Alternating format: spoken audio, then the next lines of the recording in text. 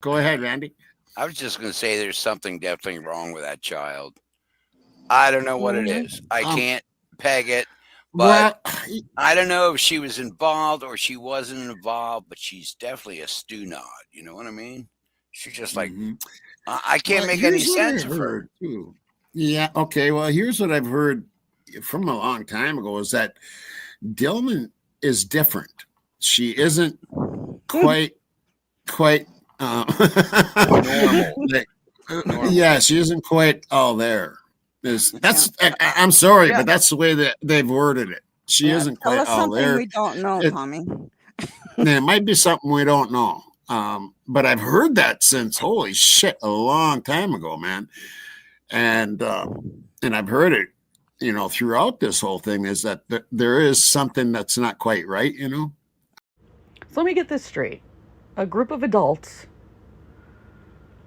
are sitting around cutting down a young woman who was 19 years old at the time that her 4 roommates were murdered and calling her not quite right and cutting down her intelligence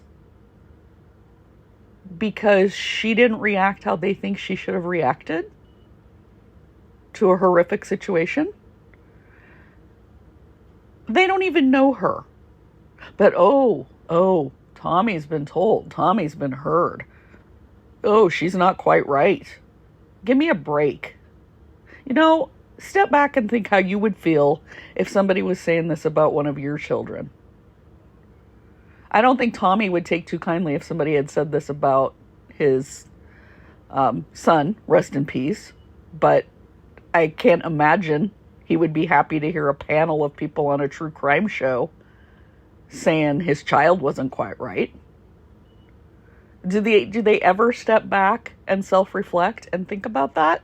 No, they just continue bashing these poor kids endlessly. You're saying the police did? Yes, the police altered the time of death for an hour and 45 minutes. So they said it happened an hour and 45 minutes later than what it happened. Anyway, it was Lannis. I heard that on Lannis' thing today, that they changed the time. The MPD's done it before, so it isn't that big a deal. They've done it again.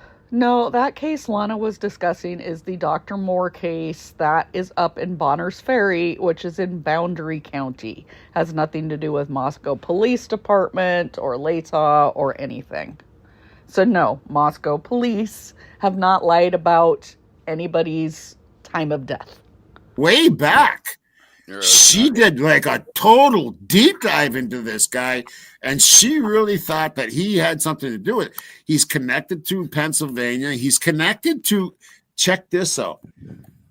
I think his dad lives very close to Delphi, where the Delphi happened. Okay. And Eric was there at that time. And she talks about it in her last video. I think that was today, that, to go back to look at those Gower ones. And because it's quite interesting. It really is.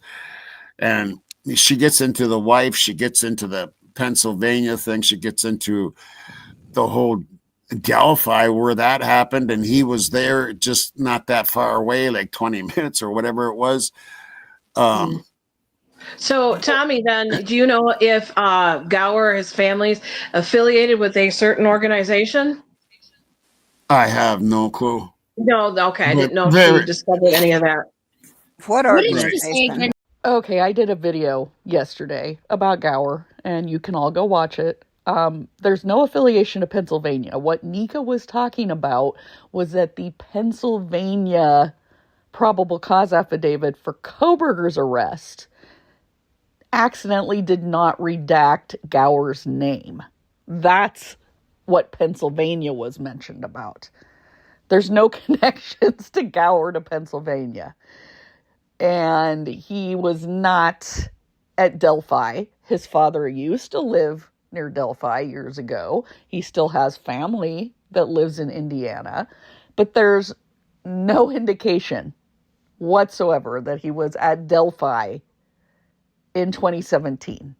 So just stop, Tommy, unless you can show actual proof.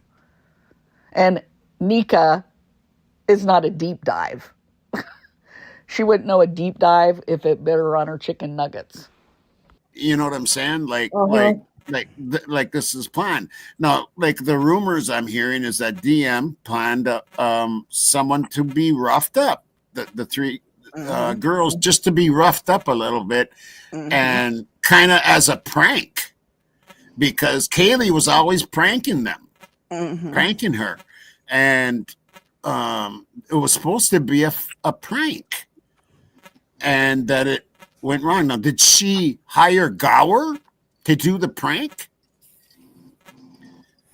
I don't know. Maybe start it. You know what I'm saying? You know what I'm saying? Did he? Yeah, they did say he come he back? had- Are you driving? He had weapons that would make big gouges. Yes, he did. You know, I was just looking on his Facebook page yesterday because, and it's not on there anymore, but remember he used to have on his Facebook site, he had a picture that had all those nasty weapons. Yeah. It's not on there now. So you're still going with the story you made up, Tommy, about Dylan wanting them roughed up. Give me a fucking break. Okay, first of all, as a prank, you don't have people beat up. That's not pranks, okay? Apparently you've never been in a college house and done pranks on each other, but that is not a prank. Also, if she hired Gower, law enforcement would have already arrested all of them, because murder for hire things or sending somebody to intimidate something get caught fairly quickly because there's a trail. Okay? Forensic downloads on your phones, they can check all your call data detail, everything. You saw how extensive they were in this case. So if those girls had anything on their phones that were incriminating, they would have been arrested already. Now, as far as Gower and the weapons, he had no weapons on his Facebook page. This rumor came from Bubbly Waters not understanding how Pinterest works. She went to Pinterest and looked at a little folder he had with firearms, which is fine. A lot of people have photos of guns that they like or want to purchase. But then Pinterest gave her suggestions. Okay. It's kind of like how they talk about the click data in this Koberger case, how Amazon will give you suggestions. They gave Bubbly suggestions because she was looking at something to do with weapons on Pinterest. So she clicked on that and it showed knives. And she misunderstood it that was on Gower's Pinterest page. That was not.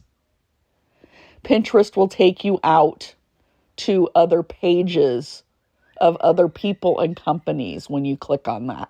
And I'm going to show you the video where she's doing that.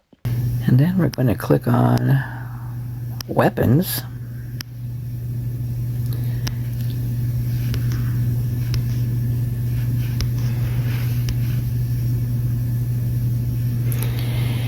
And we get this.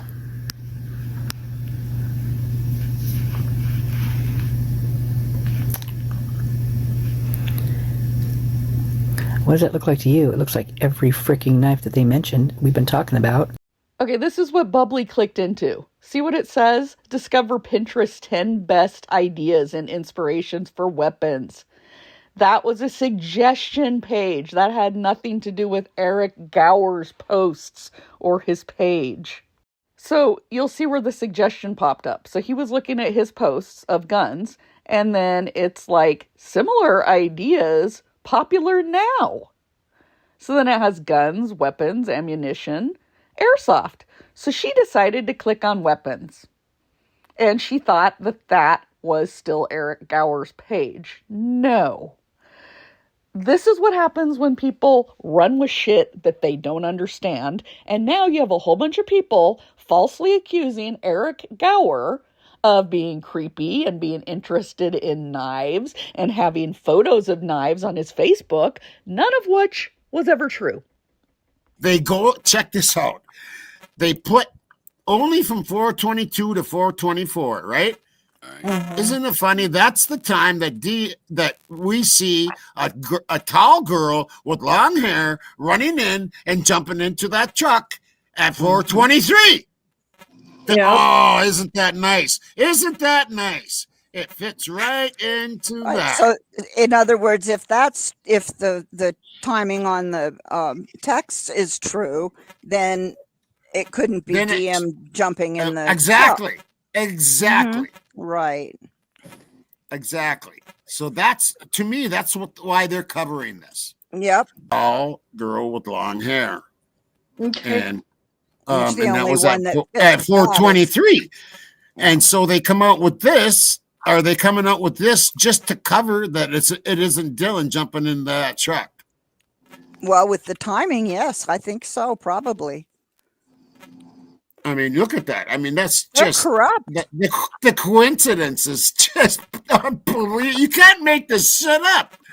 So you want us to believe that the only reason why they put these text messages out was to try to provide cover for Dylan because you still think she jumps into that truck in the parking lot. Well, first of all, if that really was her jumping into the truck, guess what? She could be texting while she's doing that. You do realize some people know how to walk and text at the same time. It's not hard. But that's not why they put these texts out, okay? These are going out for full transparency. Hitler decided things were going to start getting released. And these text messages have nothing to do with whoever was out in that parking lot with that truck. Also, that truck is likely somebody that lives in those apartments because, as people noted, it pulled into that same space that it had been in before, okay? Apartments have assigned space.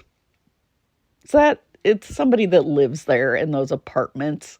And it was likely somebody that left, went somewhere for a bit, and returned. It honestly looks like somebody that went and picked up their child and is bringing their child back, because I'm pretty sure they're carrying a sleeping child. But if somebody can show me absolute proof that that is not the case and that truck is somebody that Dylan knows and that was Dylan getting in it, then show your proof, because right now that grainy video is not proof of anything. But Tommy, why isn't this being brought up at all? Is it necessarily that they just killed those people, or that they just finished placing the bodies and staging the crime scene, which could take an hour? And if they were killed on Banfield, then the college would have liability in this thing. And so they have a reason, a motive to try to make it look like everything happened in that house. First of all, if it happened on campus even, the college would not be liable unless it was a situation where they knew that the murderer was going to do something like that. You look back at Virginia Tech, they ignored the warning signs with Cho. Then the college would be liable. But a random killer coming onto campus, no, the college wouldn't be liable. Florida State wasn't liable for Ted Bundy breaking into a sorority house, although sorority houses are off campus, but still, unless you know that person is on campus and a threat and do nothing, then you would be liable. Now, also, as far as if they were killed elsewhere, even Ann Taylor is saying they weren't killed elsewhere. Listen to her again, talking about Kaylee. Because that's misleading to the judge. That waters down what was said. And that matters in the probable cause affidavit, because the officers, when they wrote this, knew that wasn't the case. They knew this particular person that DM said was upright and running down the stairs, that's not what happened. That person was killed in the bed and never left the bed. I was just saying, where are we coming up with they were killed in Banfield? I mean, where's that coming from? Well, there's been quite a bit of discussion that it might have happened there. Or some of it. Actually, so, I think it happened between, well, I'm going to say again, in my opinion, that Xana and Ethan were still taken out on the street. And what I mean by on the street, it could be anywhere from Sigma Chi to the house, to Banfield, to Linda Lane. To Linda Lane. Yep. Yep. It could have been anywhere in there. Yep. I agree with you. That's where they're taken out. And what supports it again is them coming out. This stuff supports it. They didn't say anything about BLOOD. Not one word. They went back in. They went back in. Yep. To see if they were breathing. They went back in, and this is during the day, so light is coming in. They should have seen BLOOD everywhere. And Xana's fingers.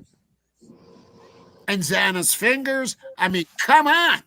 I will remind you again that Hunter Johnson is who found Xana. The rest of them did not see her. And according to Ethan's half-brother, Eric Chapin, he basically spared them the details.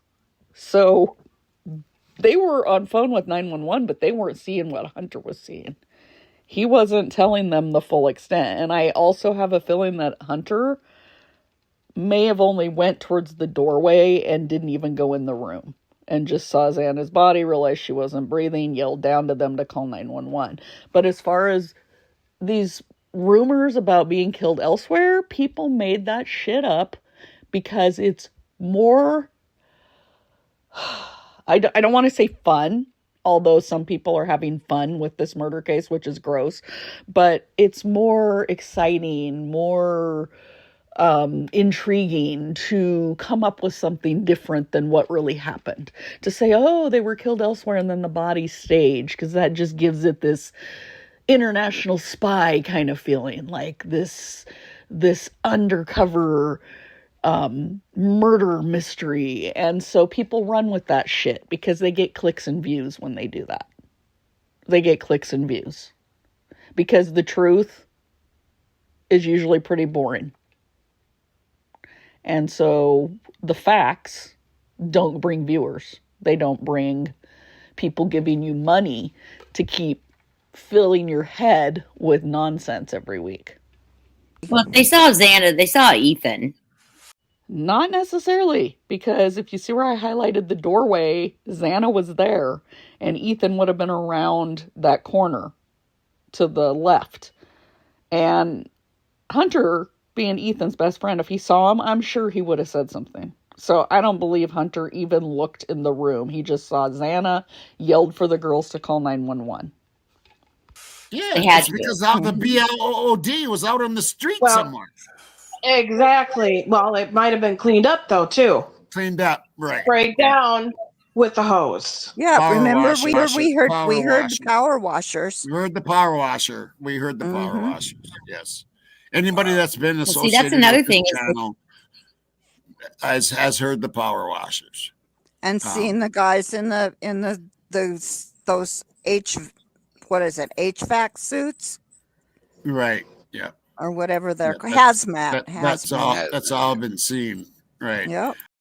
Power washers and guys in hazmat suits. And you saw these where? And you heard these where? Oh, let me guess. The Linda Lane footage that people have doctored over and over and over again.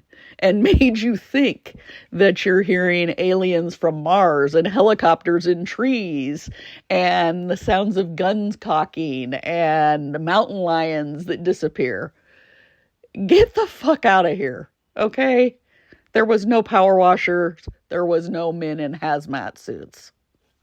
So here we got. Neighbor said that here we have he didn't hear anything during the night either. Well, yeah, they're going to say that. Yeah, because they got paid off. Somebody threatened these that, or there's yeah, that's what I'm saying. And we have Daddy Green as a billionaire. And that he is. Giant facepalm. The neighbors were not paid off. Okay? If people are saying they didn't hear anything, it's because they didn't hear anything. It was going on inside the house. Stabbings are a fairly quiet act. We know of some sounds that were picked up on the neighbor's camera, and we know what Dylan and Bethany's sounds they heard, but it wasn't like it was some horror movie scream fest. And as far as Scott Green, no, he's not a billionaire. Okay, people are looking at sites like this peopleai.com. And it's saying Scott Green net worth of $2.95 billion. But this same site also thinks that a basketball arena has a net worth. Allen Fieldhouse may have a property value, maybe a revenue per square foot, but it doesn't have a net worth. But it has both people and buildings listed the same on this site. And also, there's this little disclaimer. Well, it's actually a big disclaimer, but they put it in small print, so a lot of people miss it. And the disclaimer says, the net worth displayed here are calculated based on a combination of social factors. Please only use it for a guidance, and C. Scott Green's actual income may vary a lot from the dollar amount shown above. So it's basically them saying, we don't really know. We're just making it up. Now, Forbes is who puts out the accurate list of billionaires every year, and Scott Green is not on here. There's only 2 people with the last name of Green on the billionaire list. One is Jeff Green, and the other is Jeff T. Green. So a little more insight here. Green's salary is $420,000 per year. Obviously, yes, a pay cut from when he was in the private sector. He's been in the role for about 5.5 years, so that would be roughly $2.31 million in salary before taxes. That is a long way from $1 billion. Even regardless of what he may have earned in the private sector. And then here's another caution about sites like People AI. It says estimates online, like those from People AI, are speculative and based on social media influence rather than hard financial data. So they are not reliable. Considering his high earning years in the private sector, likely 20 plus years at 6-figure or low 7-figure, and his current role, a rough estimate puts his net worth in the range of $5 million to $15 million. So can we finally stop saying that he's a billionaire? And even if he was a billionaire, what the F does that have to do with anything? Because the other thing is, yes, he's the president of the university, but he's really a figurehead. They shape some decisions, but the board of regents is his boss. They are his bosses. So all decisions, major decisions, come down to the Board of Regents vote and not Scott Green's decision. Who's Jay? Who's Jay? That would, in my opinion, it's JD. Okay. Oh, yeah, Jack? Yeah, I think it's That's kind of what I thought in the first place, because Dylan kind of, I've read several places that Dylan kind of had a thing for Jack. Yeah, that's what I've wondered about that. If there wasn't something going on between those two, and that's why Kaylee. That you know what, that it could come down to that. It could come down to she left Jack Decor because Jack Decor was having an affair with Dylan, or flirting and around with her, and Dylan lined up. Yeah, Dylan lined up some kind of shit. Oh, for fuck's sakes. Dylan did not have a thing for Jack. Her and Jack were not fooling around, and that's not why Kaylee broke up with Jack. Can we please just stop with all this shit? Oh, your sources, you hear. No, this isn't a soap opera. These people's lives and the deaths of the 4 students are not for your entertainment to make shit up and then make people think that what you're saying is true, because I guarantee you we're going to hear this on other pages now going, I heard Dylan was fooling around with Jack because Tommy said so. No, this is not okay. What if Jack D was supposed to bring over the knife sheath? Well, that's possible too. That's possible too. Did you really just say that? This is like one big circle jerk that feeds off of each other's ridiculous thoughts and then gives them credence. I don't know. Yeah, I still think Payne is the one behind the knife sheath. Yeah. Because I don't think he liked Brian, because Brian said he was going to help the rural police learn how to use cloud forensics. And I think he was offended by that and wanted to show college boy a lesson. He would have had his DNA because of his, because of his interviews and applications and everything for internship. No, Payne would not have had Koberger's DNA or anything from interviews for internships. Koberger applied for the fellowship with the Washington State University PhD program for the Complex Social Interactions Lab that is run by Pullman Police Department. So he interviewed with Gary Jenkins, and it was a virtual interview. So it's not like there would have been any DNA they would have got off something like meeting in person for that interview.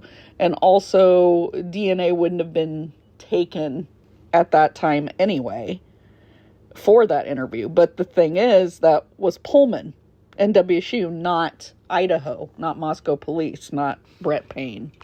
Also, you imply that Payne would be upset by Koberger being a college boy, but Payne himself has a bachelor's degree and a master's degree.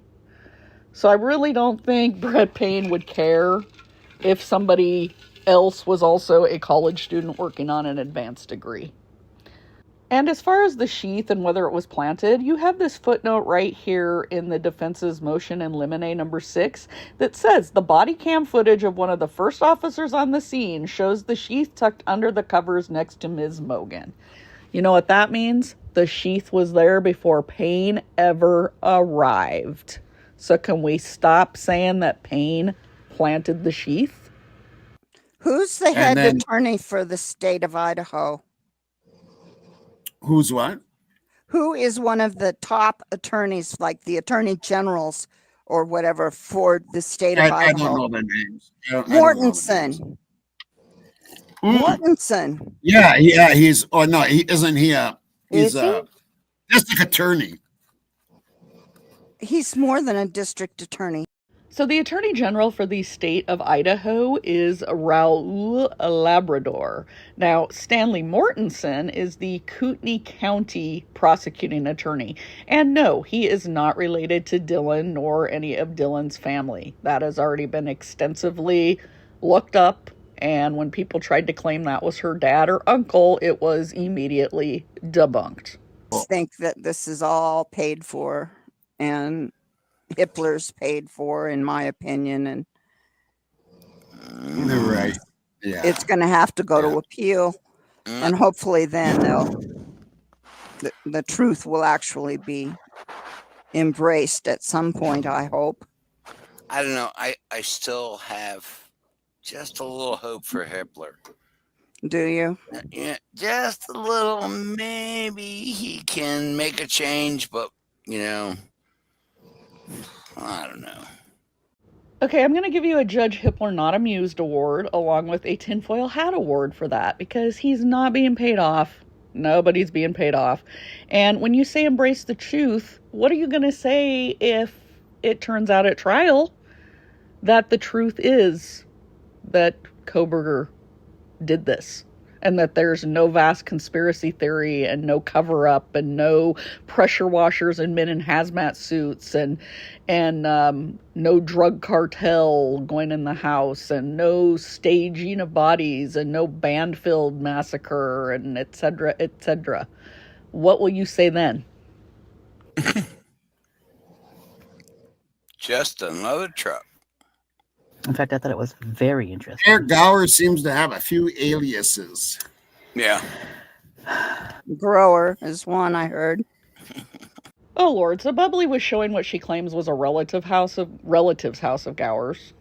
Lord knows, because she's wrong a lot. But as far as aliases, when you go onto people's search sites, they will often put aliases because if they saw at one point you had any documents that maybe your name wasn't spelled all completely on, like you see here, it says Eric Go, or like this Arthur Rosenbaum, if it's somebody that you've been employed by, Eric Martin, somebody that lives in Moscow near Eric Gower, it gets things mixed up. These people search sites will use mailbox locations, they'll use people's addresses, they'll use your classes at college, they'll use mail that you filled out, like forms, your employers.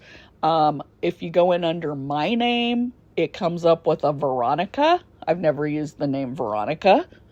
But I've worked with people named Veronica before, and so it's probably picking up some of my people from the workplace.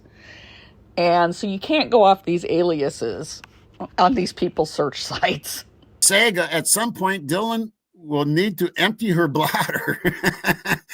After all, she's allegedly been cooped up in her bedroom since 4:19:07 a.m., according to her statement and phone records. Most people feel the need when they get out of bed to visit. You know what? When they're drinking, yes, you go to the bathroom.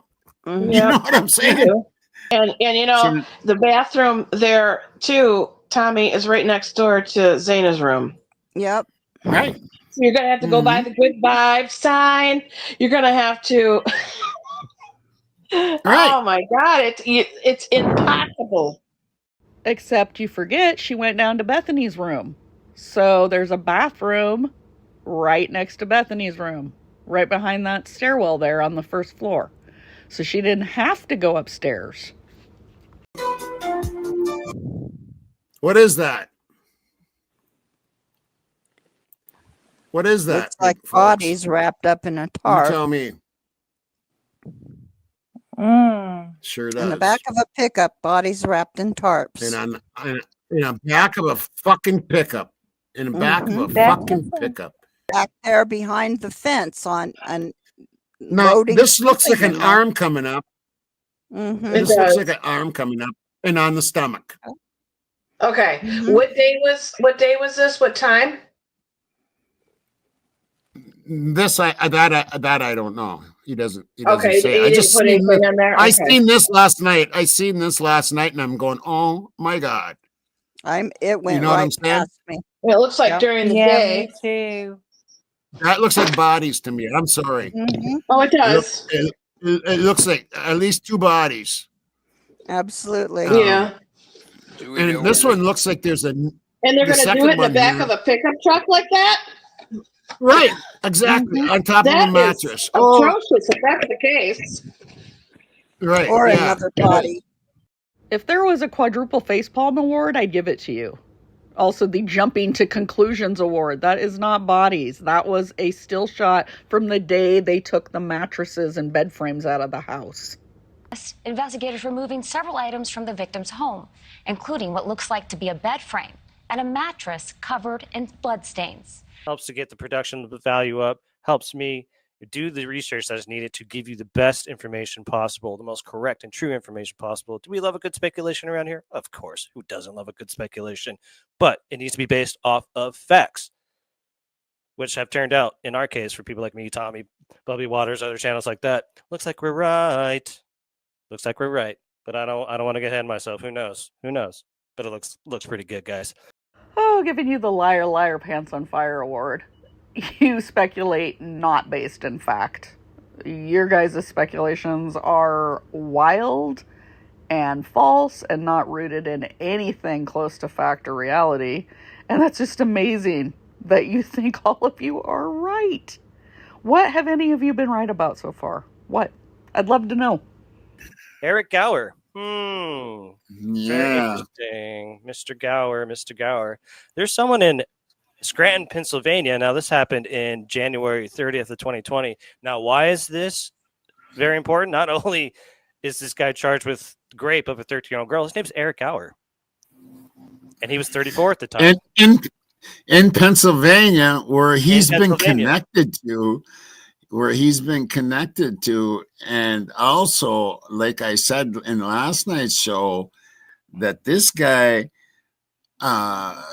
was 20 miles from the Delphi girls where they got murdered, and he was there at that time at his dad's place, which is only 20 miles from where the Delphi happened, and he was there. I don't believe in coincidences, guys. That's just too weird. That is just too weird. But let's read. It's a very short article. So it'll say from Scranton, Pennsylvania, this happened in January 30th of 2020, so 5 years ago now. Now, it's very interesting because we're going to go look at Eric Gower's Facebook, and he stopped posting 2 months after this incident happened. He hasn't made a post since March of 2020. Very interesting.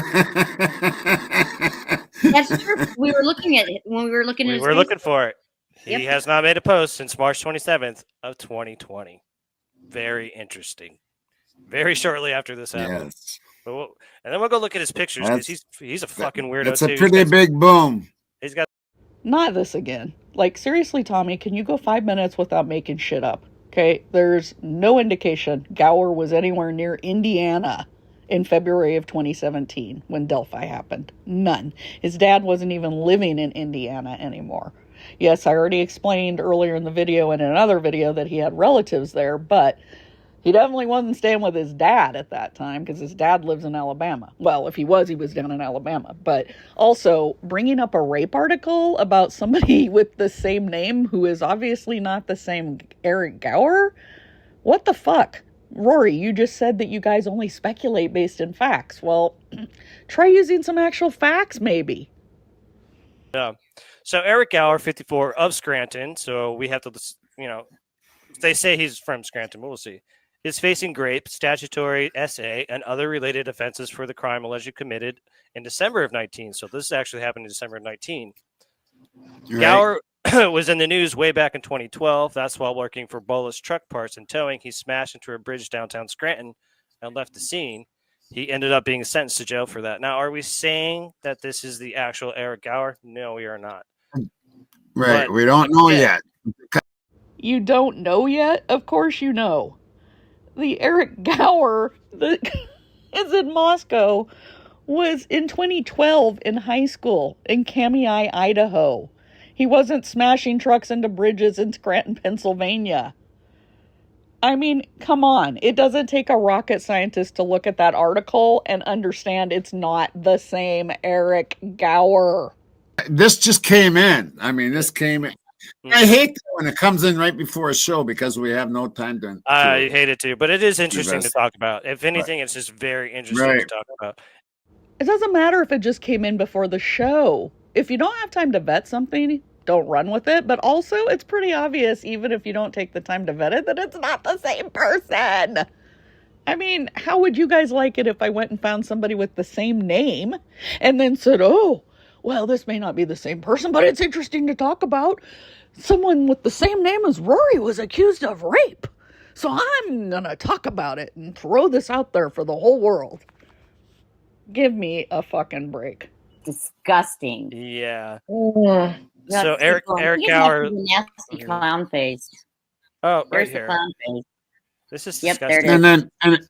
And here we go again, Rory, with the Poconos. And if you remember, a long time ago, before Brian Kohlberger, there was somebody saying that they're hiding in the Poconos Mountains.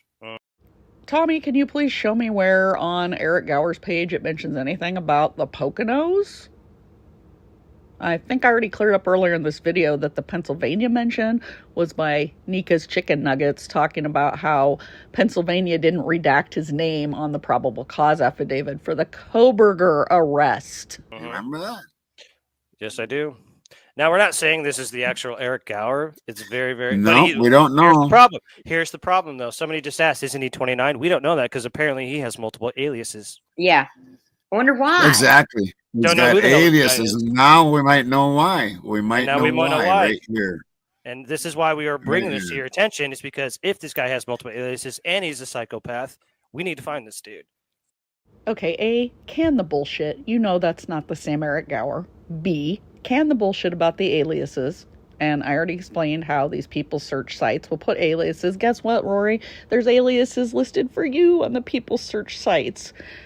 But is that okay if we go splash those all over and claim we don't know who you really are because there's an alias listed by some people search website?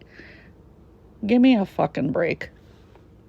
Also, it's not your job to proclaim that Eric Gower is a psychopath that needs to be found, okay? So, just stop on that as well. And actually, you calling him one, big old defamation lawsuit hopefully coming your way. The weapons he had on his Facebook before, and those weapons are more like gouging what kind of weapons. Exactly. And he took them down, and he took them down. No, he didn't take him down. It was the Bubbly Waters, I don't know what the hell I'm doing when I go on Pinterest special that made you all think that he had knives on his Pinterest page. It's like the blind leading the blind with all of you. At the very least, absolutely, Ruby, he is a person of interest. Absolutely. Yes, big time. Doesn't it kind of sound like the Gonsalveses are trying to cover up for him? Well, no, he's a private driver. No, he's an Uber driver. No, he's a rideshare driver. He's a family friend. Wow. Keep that in mind. Keep that driver in mind. That guy's got a lot of titles. Nika has like really deep dove into this guy like a long time ago. Like if you look back like a year ago or something, she did like, I don't know, 5 videos or something, just deep dove into this guy because she really suspected him. He's something else, that's for sure. I mean, I'm starting to suspect him. I'm starting to suspect him for sure. Yeah, there's definitely something strange. I don't think he was the guy that turned in the Elantra, Patricia. First of all, Nika didn't do 5 videos on him. She did like 1, and she had a lot of her information incorrect. Like I said, she wouldn't know a deep dive if it bit her on her chicken nuggets. Secondly, no, he's not a suspect, not considered a suspect. In fact, law enforcement cleared him right away. The Gonsalveses are not covering for him. And you are correct, Terry. He is not the one that called in the tip. WSU police officers are who spotted the car and called Moscow PD. And also the rideshare driver in the Law and Crime and News Nation interview who claims he called in about the car is not Eric Gower, because none of that person's information matches up at all with the real Eric Gower. So at least one of you might have a little common sense in all this. Oh, this press conference, guys. So now with all the new information going here, now that we went back, me and Terry watched this, and dude, there's so many lies and contradictions in here, like right off the bat. It's so obvious that this was planned. These guys met up and talked. It's obvious. Another facepalm here. Yes, press conferences are planned. Law enforcement just doesn't go out there and do one on the fly. They meet and they discuss what they're going to say. And guess what? They don't always tell the public everything. They don't always tell the public the full truth. They float red herrings also. Because part of looking for a suspect is not letting the suspect know exactly what they have. They also want to rule out false confessors. Because, every case brings out wackadoodles who like to call and say, well, I committed the crime. Okay, and how'd you do it? Oh, I used a chainsaw, and it was at 6 a.m. And cops know right away, nope, that's not what. So when they put out there the time frame of 3 a.m., anybody that called in claiming that they did it or that they knew who did it and said the time was 3, cops could rule out immediately. Okay? The roommates. They said the roommates were sleeping. That's because they didn't want the perp to know that there was an eyewitness. They left certain things out, are told half-truths, and it is okay for law enforcement to do that, and they do that frequently to protect the case. Because you do want them to catch the suspect, correct? And I remember early on, all of you same people were bitching that it was going to go cold, that they weren't working fast enough to catch someone. And so they finally catch someone, did a damn good job, damn good investigation. I don't care if you don't agree with me on that, but they did. And now you're all bitching that it was too quick, that there's no way he could be the suspect. You can't have it both ways. We're going to confirm that this was an off-campus incident, once again from the mouth of Scott Green. He himself says this is an off-campus incident. So why the hell are you even involved with anything, Mr. Green? Yeah. Well, it was 4 students of the college that were murdered. So the university president is going to be involved, whether you like it or not. When an off-campus incident happened and a gymnast of University of Wisconsin-Whitewater was murdered, the university president spoke at the press conferences. Also, back at Florida, when Danny Rolling was killing people, the university president was at the law enforcement press conferences, even though all of Rolling's attacks, the murders, occurred off campus. This is what happens when students of a university are murdered. The president of the university is in the loop. So I'm not quite understanding why people are getting so mad about this. This is normal. This is what happens every time there is an off-campus incident involving students of a college. The 4 victims determined the cause and manner of death as homicide by stabbing, and determined that it was likely all 4 victims were asleep during the attack. Okay, so right off the bat, they are lying to you. Right off the bat, they're lying to you. Haley be playing with her dog and Xana's on TikTok if they're asleep. How can they say that? And then my butt says the same thing. They were sleeping. How can you say there's a guy on the floor, right? There's somebody apparently on the fucking floor. Apparently. You have Kaylee that looks like she's trapped and she's, sitting up in bed. You know what I'm saying? Okay, we now know Xana was awake. That was confirmed. But they have never confirmed anybody else was awake. And in fact, it still sounds like Kaylee and Maddie were asleep when the attack started. And it sounds like Ethan also was. Ann Taylor herself said Kaylee never left the bed. Now, hearing the Kaylee playing with the dog, that doesn't mean she was playing with the dog. That's what Dylan thought she was hearing. That was obviously what we know now when the murders were starting. So she was hearing a commotion, but thought it was Kaylee playing with the dog. It clearly was not. But at the time, law enforcement's not going to go, well, we believe this person was up because the one witness thought they heard him playing with the dog. No, because they didn't even want him to know there was an eyewitness at all anyways. But going back to being asleep, just because you have defensive wounds or you're found somewhere else doesn't mean you weren't asleep when the attack started. Somebody starts attacking you and you wake up, unless the first immediate stab was immediately like a kill shot to the heart. But even then you might have a little bit of consciousness. It'll jolt you awake. And defensive wounds don't always have to be active. They can be passive. Like if somebody tries to wake you up, for instance, and you don't want to get up yet and you roll over or you kind of put your hand up like in a no gesture.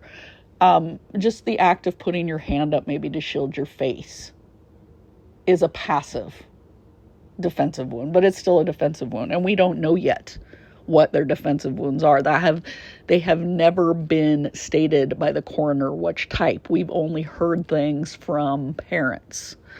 But again, it doesn't mean they lied when they said people were asleep.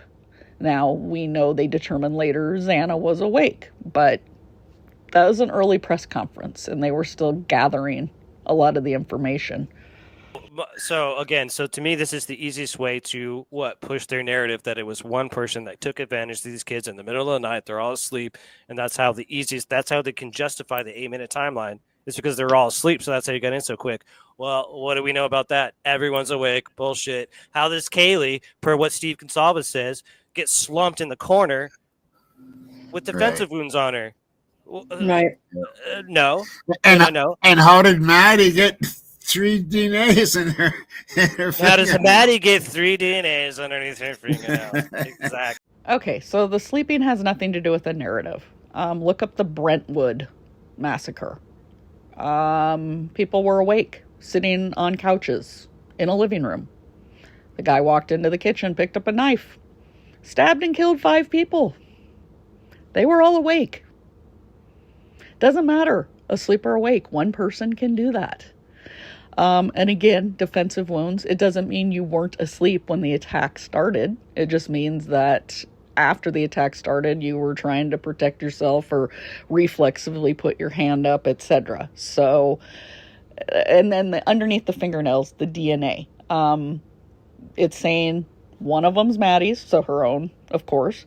One's Kaylee's, probably from being in contact with her all evening. The third, we don't know, but it doesn't mean it came from a perp. It doesn't mean she scratched anyone. DNA under the fingernails is not always indicative of any sort of fighting or scratching. So, again, we will have to see what the autopsy reports show before making all these assumptions. I think they're trying to hide that the crime scene was staged. Absolutely. Yeah. Ooh, tinfoil hat award again. I need to find one that's like a quadruple tinfoil hat award so you guys all could be awarded one at the same time. Exactly. We don't know what to believe out of this LE. They keep changing the fucking story. Yep. To fit a narrative. Yep. And that is a huge problem. And we're busting them up on camera right here. This is their own words that they are saying to the public, like we're the biggest fucking morons to walk the planet. And shame on you. Shame on you, Moscow MPD. Shame on you. Pot, meat, kettle. Shame on you, Rory. Shame on you. Wow. Well, maybe you are. Never mind. I'm not going to go there.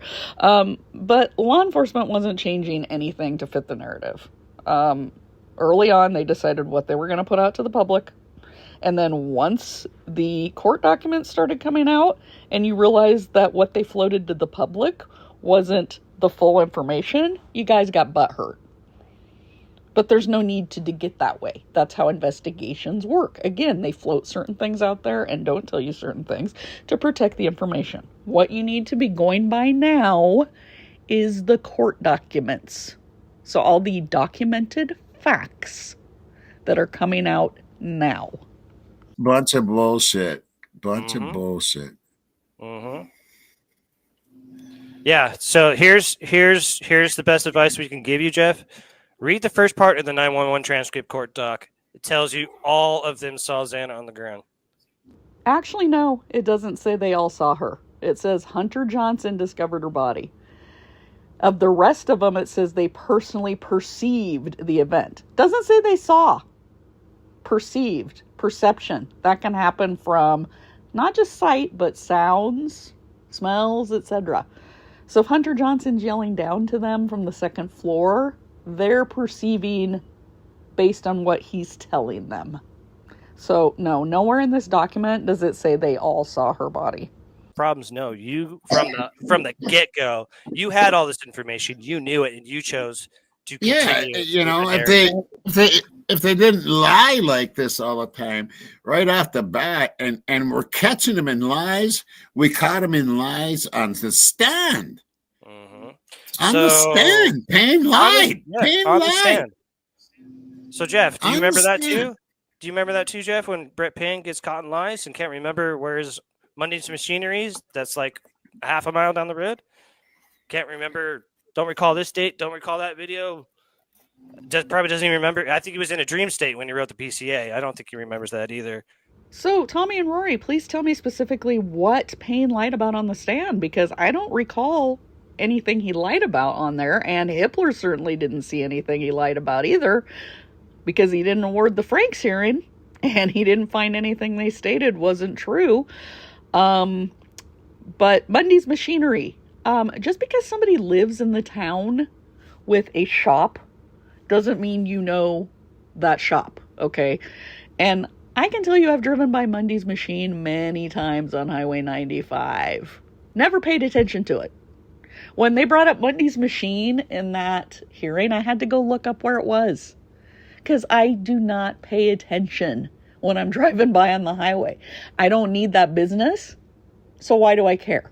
So just because it's down the highway a mile from the police station doesn't mean Brett Payne's ever needed to go there for anything. So is he lying when he says he's not familiar with where it is? No.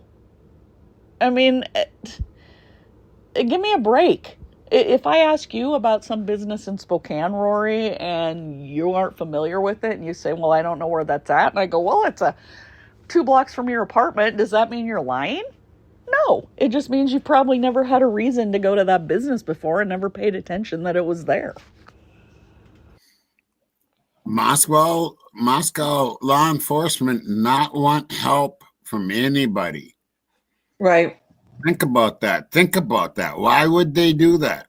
Because it's called a cover-up. Quadruple. Because it's called a cover-up.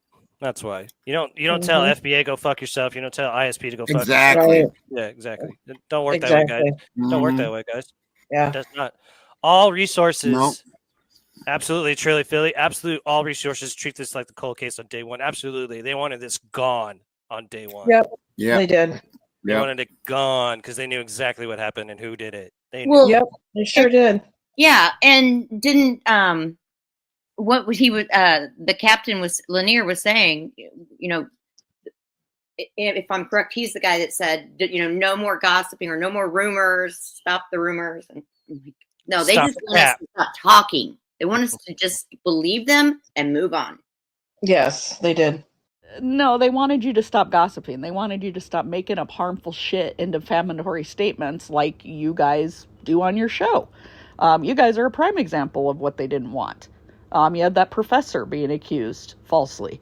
But as far as not wanting help, no, they wanted help. They asked for the help and they accepted the help all the way through the investigation. They never told anybody to get lost.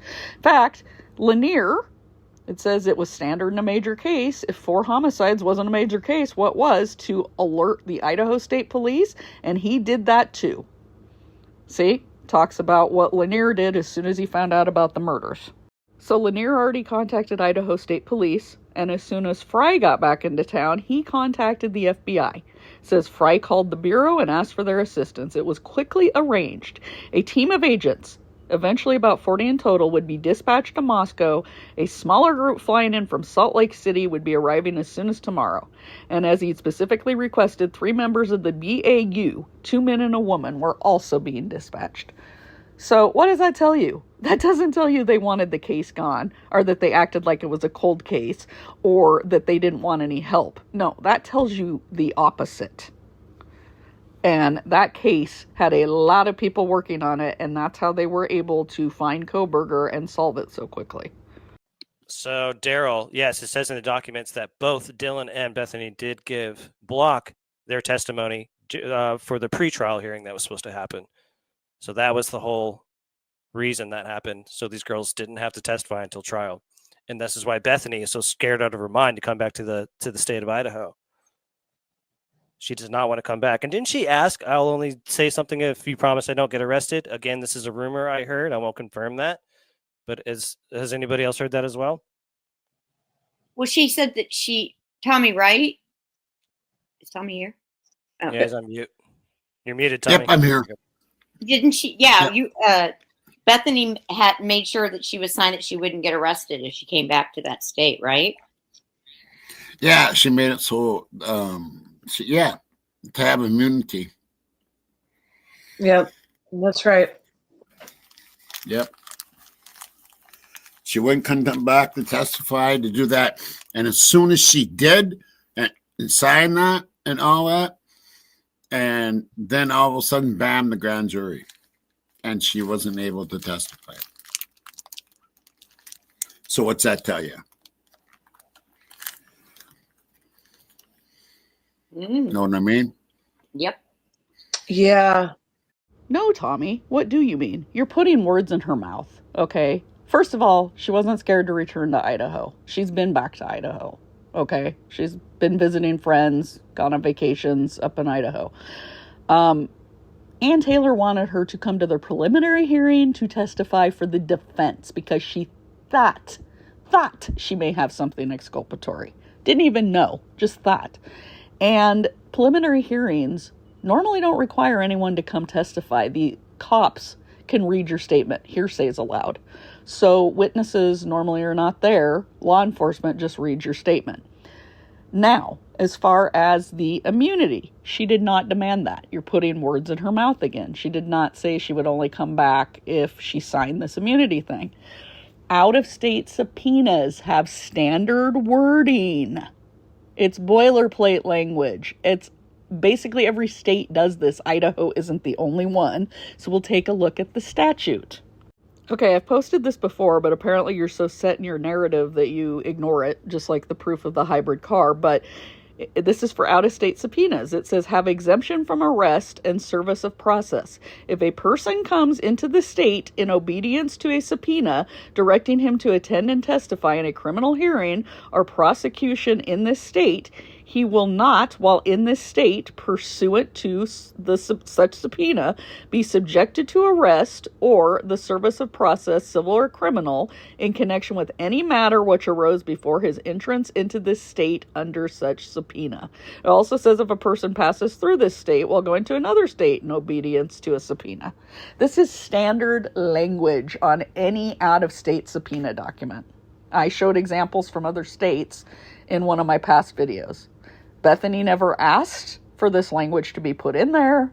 It was standard. Attack.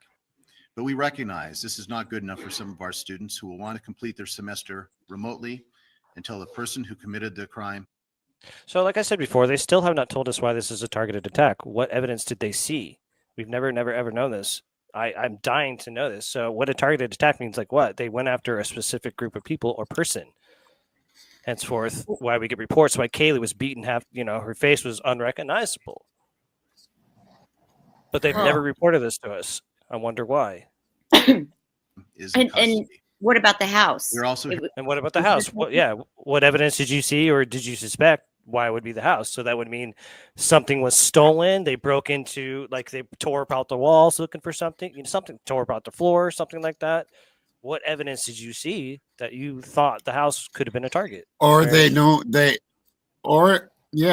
house being a target, or they could have known that it used to be a frat house and the landlord changed it into a sorority house. I mean, a sorority. Mm-hmm. Right. With the girl. Long time. Mm-hmm. Well, who did that? That was a frat house. It was, yeah. So it's really weird that a registered sex offender buys that house. So it could have been targeted for that. That's an interesting thought as well. Or they wanted the house down. Maybe. But we all know what that eventually turned into. It was he's not making money. He's not a billionaire because he cares about people. He's a billionaire because he knows how to make. All he thinks about is what's the best way to make money. Period. Money. Exactly. People don't matter. It's all about money. Which is why he wanted that house down ASAP. He doesn't care about making a memorial. He doesn't care about the kids. And I believe he's a self-made millionaire too. Is he a millionaire or a billionaire? Billionaire. Billionaire. He's a billionaire. Okay. Billionaire. Yeah. Okay. He's a self-made millionaire. Yeah, so you're right on that, Tommy. Yeah. So, guys, do you remember when I interviewed Mr. Scott Green last year? And yes. what did he say he was going to do with the property? Right. Make it into student housing. Interesting. As fast as possible. And then, first off, he said, well, yeah, we're going to make it into memorial or something. Allegedly is what he said. But then full on, I got him on record. I have him on record saying they are now going to turn it into affordable student housing. Right. Who the fuck's going to want to live there? That's going to be horrible. You're living on cursed ground, man. Right. Good luck to you. That's going to suck. No way. Thank you. Yeah, no, thank you. Nope. Hearing that some students want to be back on campus and in Moscow because they gained. A lot to unpack here. First of all, targeted versus non-targeted.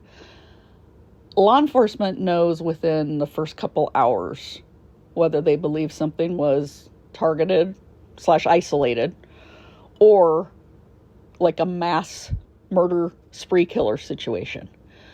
So when it's isolated to one house and nothing else happens in the next 5-6 hours, they can pretty much say shelter in place can be lifted. We believe this was targeted.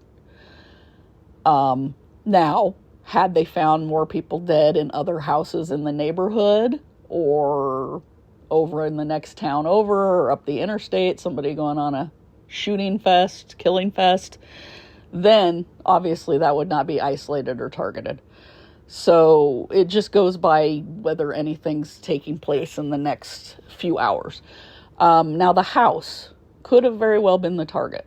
Ted Bundy. And I know people are tired of hearing of Ted Bundy, but the thing is, you've got to study past cases to help you with new cases.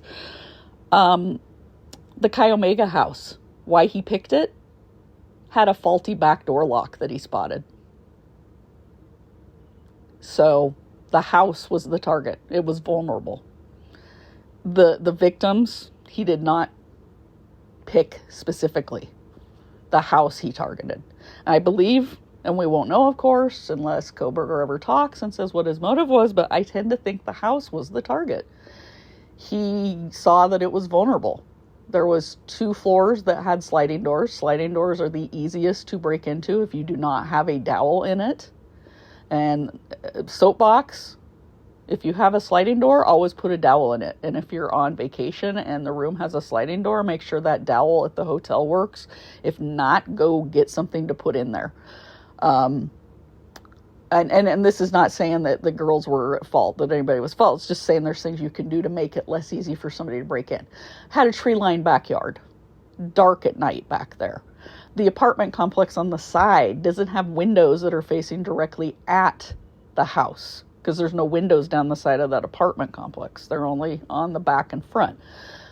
Vulnerable house. So I think the house was picked.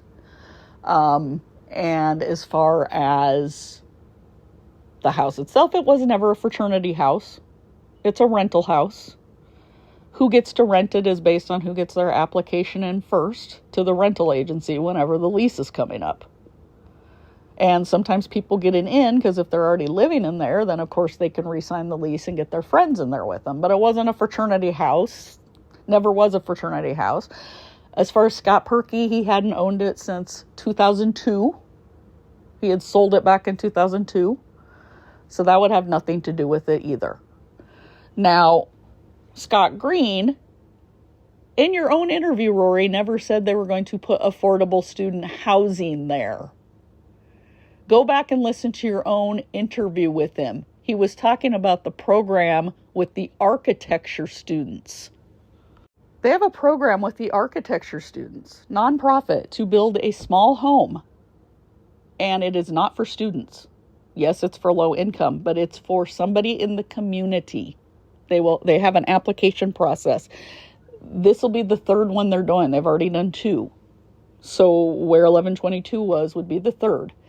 And it has to go to somebody below a certain income level, and they have to agree they're going to live there for X amount of years, and they can't sell it within like 30 years, etc. It's all to give somebody in the community a hand up. And it's not student housing. It won't be student housing. And Scott Green said that it was going to be this program, but you just ignored it because you wanted to hear something different.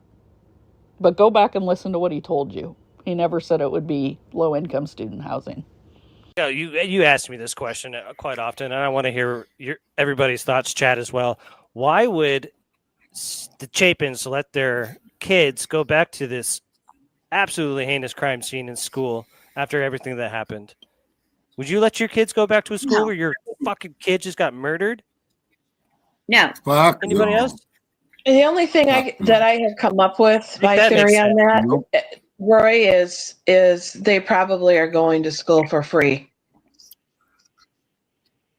I don't care if it's free. My kids get a scholarship down. My grandkids get a scholarship down the road. I don't want anything to do with that school. Oh yeah, I would be gone. I would think that your kids would be able to go to any school for free after what happened to their brother. Oh, absolutely. Yeah. And so it's just really weird how the Chapins are pretty much silent. The Mogans are pretty much silent. Kernodles, Cars got into. They kind of talk a little bit, but it's always baffled me why the Chapins have said nothing during this whole time.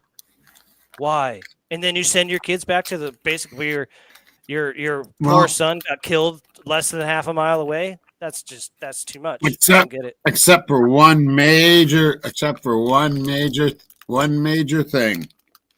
What's that, my man? 2 o'clock will always be Yeah. the dark. 2 o'clock will always be the dark hour. Yeah, that's pretty much what she said. Yeah, really and I think they did that. I think she said that on purpose. Well, she must know something. Somebody told her something. Yep. I don't know who it was, but she must know something. Yeah. Very interesting. This week, so that families.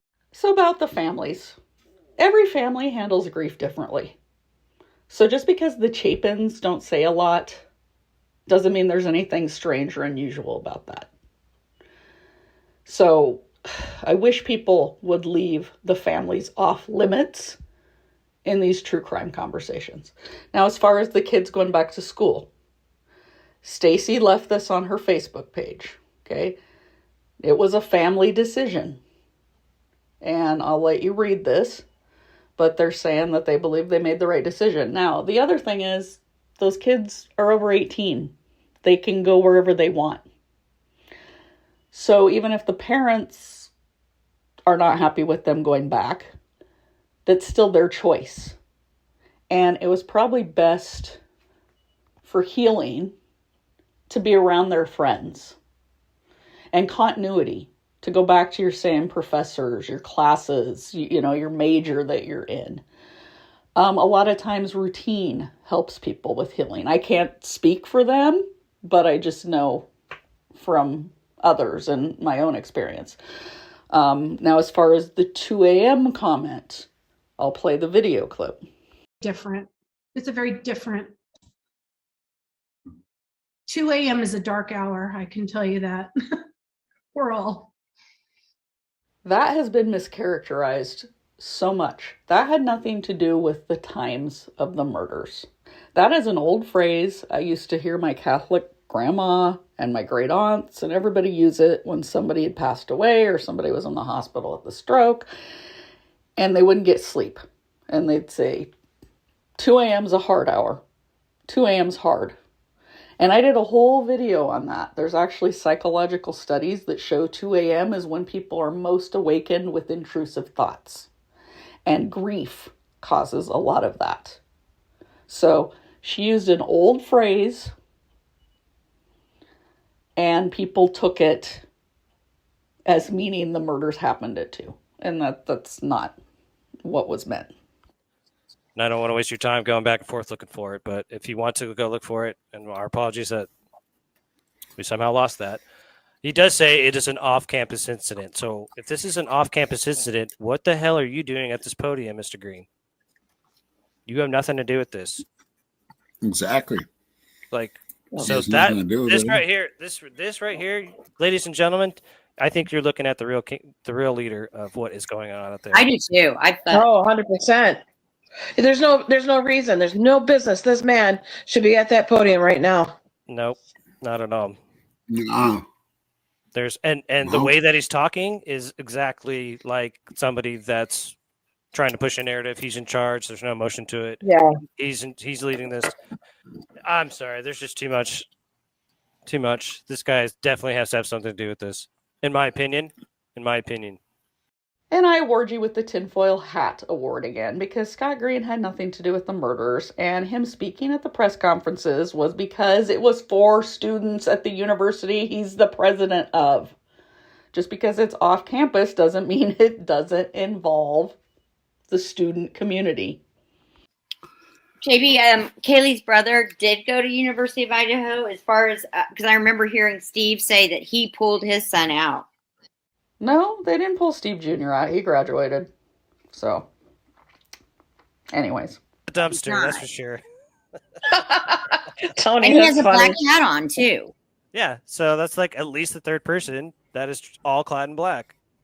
When one of them's deceased, Xana. And why would Rosie tell him to stay in the car? What? I don't know. Make it make sense. It just makes everything Rosie and this guy are doing that night make no sense. You're giving out tickets to not drunk kids? Interesting. Like, why? And why are you driving around in a police car that isn't a police car? The MPD, Terry, actually, It Terry, isn't. did you call the MPD? And what did they tell you? Oh, no, I talked to the person in the fleet department. They said no. Well, whoever the hell it was. Yeah, I mean, that was MPD, but the fleet department. So Terry called the fleet department of the Moscow Police Well, Department. I think it was Lana or somebody. I think it was Lana. Really investigated that and found the page where it says where what the police have bought that year and all this, broke it right down. And there was no hybrid cars listed.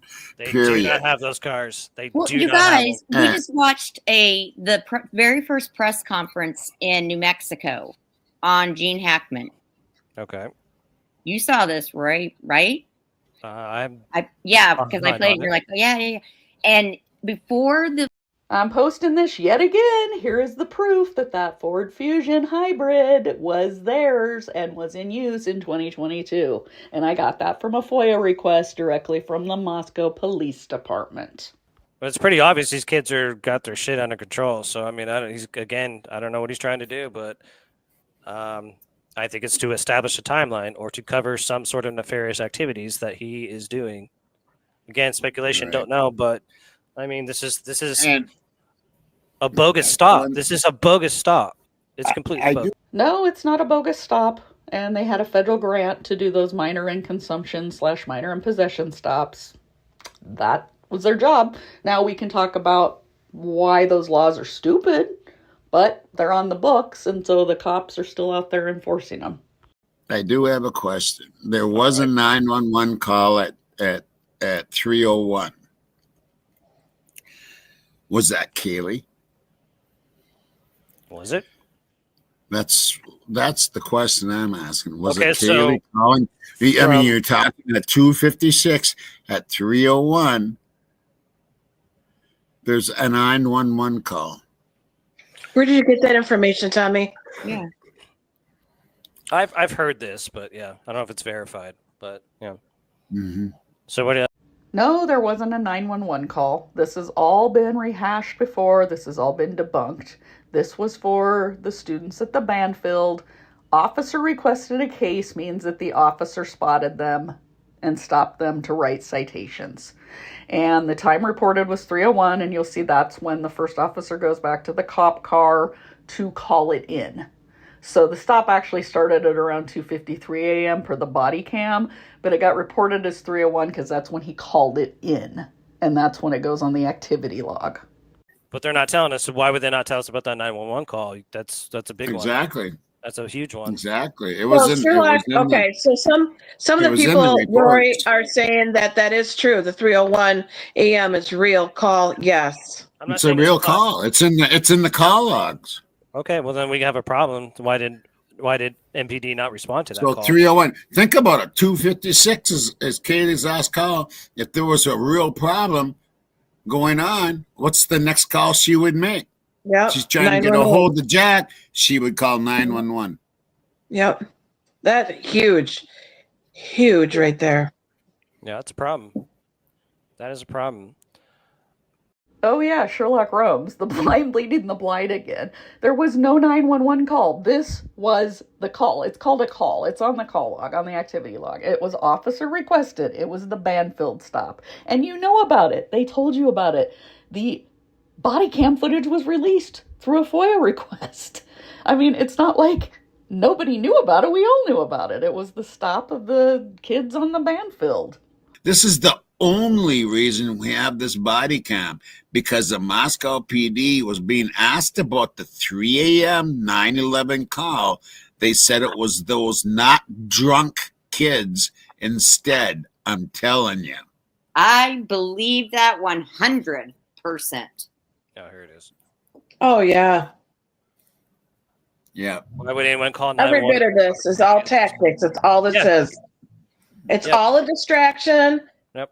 Good one, Sherlock. Quadruple tinfoil hats for all of you. Again, it's not a distraction.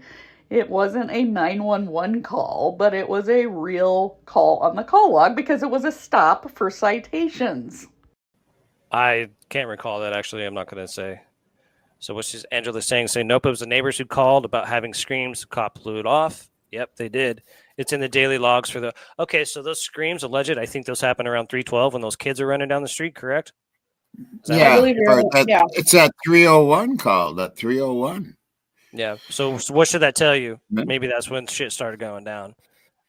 Yep. Oh yeah. Like we've lost. Yeah, there's no doubt about it.